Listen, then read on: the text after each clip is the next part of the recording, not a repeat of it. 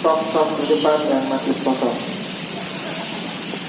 Pengurus Masjid Oman Al-Makmur dengan ini menyampaikan kepada jemaah sebagai berikut. Diumumkan kepada jemaah yang ingin berkorban tahun ini di Masjid Oman Al-Makmur, dapat kami sampaikan bahawa masih ada kuota 3 orang lagi.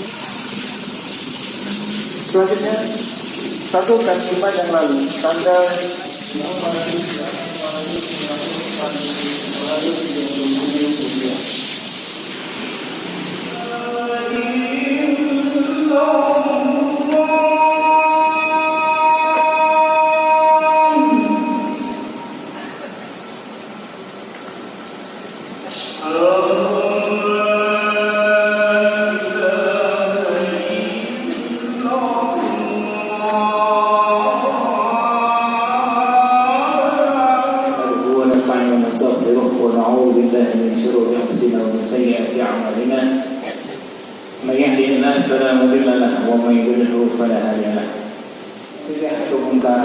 dan kita benar-benar menjadi orang beriman.